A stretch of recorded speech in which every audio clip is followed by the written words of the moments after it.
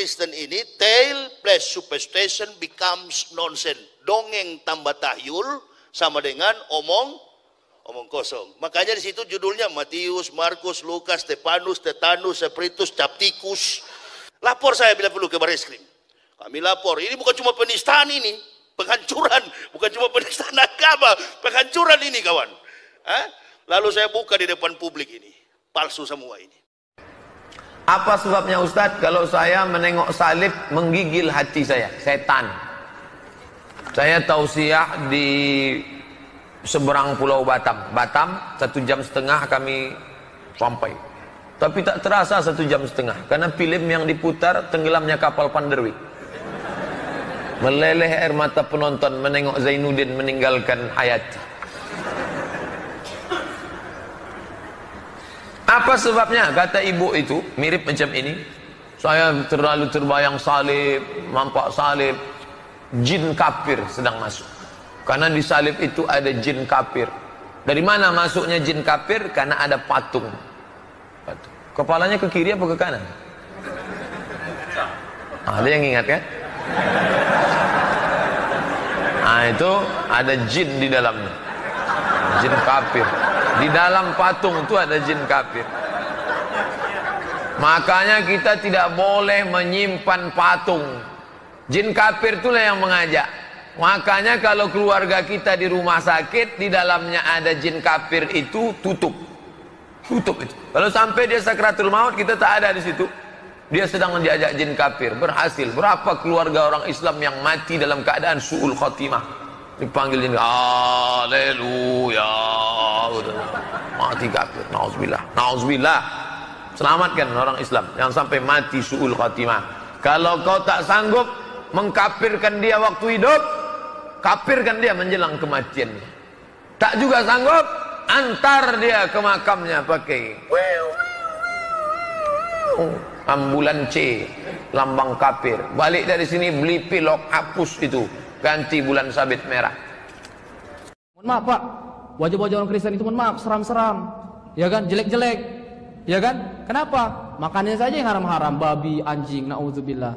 Mohon maaf Pak, seperti wajah Bapak, saya lihat, seram, takut, saya pun takut melihatnya. Tapi lihat wajah saya, berseri-seri.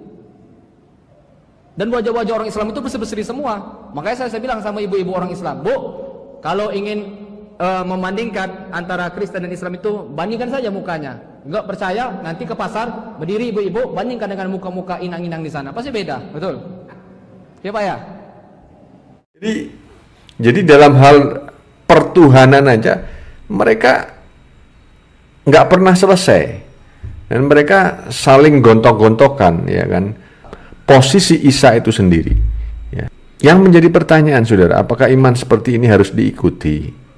Ya, ketuhanannya belum selesai. Ya, bagaimana dengan hal yang lain? Seperti itu, saudara. Sekarang kita lihat ini, saudara. Nah, ini adalah salah satu prosesi. Ya, salah satu profesi atau bukan profesi, prosesi. Prosesi bagaimana Yesus Hamasyah disentuh, ya, diminyaki oleh seorang perempuan.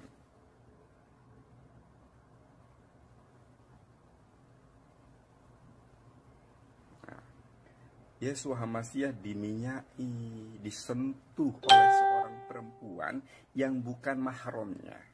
Ingat, di dalam konsepsi Yahudi maupun Islam, seorang perempuan itu tidak boleh sembarangan menyentuh lelaki yang bukan mahramnya. Apalagi meminyaki, menyeka rambut seorang laki-laki. Ya, bahkan menciuminya tidak dapat dilakukan kecuali oleh seorang istri kepada suaminya. Nah, sekarang kita identifikasi bersama-sama, betulkah Yesus Hamasyah itu menikah? Maka melalui gambaran ini, Yesus Hamasyah itu adalah sudah menikah. Ya, sudah menikah. Mari kita lihat ayatnya. Di dalam Lukas, ya. Di dalam Lukas ini.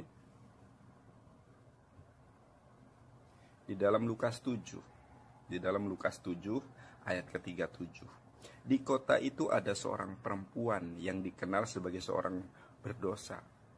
Ini yang mengatakan berdosa itu siapa, saudara?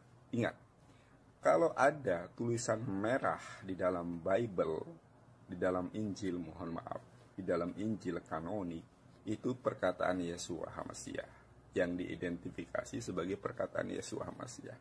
Kalau ada tulisannya hitam, itu adalah pengarang, ya, pengarang dari kitab tersebut. Ada pengarang Injil Yohanes, pengarang Injil Matius, pengarang Injil Markus, Lukas, gitu kan. Nah, kita lihat di kota itu ada seorang perempuan yang terkenal sebagai seorang berdosa. Yang mengatakan berdosa di sini adalah pengarang Injil Lukas, ya. Ketika perempuan itu mendengar bahwa Yesus sedang makan di rumah orang Farisi itu, datanglah ia membawa sebuah buli-buli pualam berisi minyak. Ya. Sebentar, saya ataskan sedikit. Sambil menangis ia pergi berdiri di belakang Yesus, di dekat kakinya, lalu membasahi kakinya itu dengan air matanya dan menyekanya dengan rambutnya. Kemudian ia mencium kakinya dan meminyakinya dengan minyak wangi. Ya, ini tradisi Yahudi, prosesi pernikahan, saudaraku. Bukan hanya prosesi hanya meminyaki. Ini salah besar ini kan. Ini yang disalahpahami, ya. Ada yang mengatakan itu prosesi pertobatan. Prosesi pertobatan itu bukan seperti itu.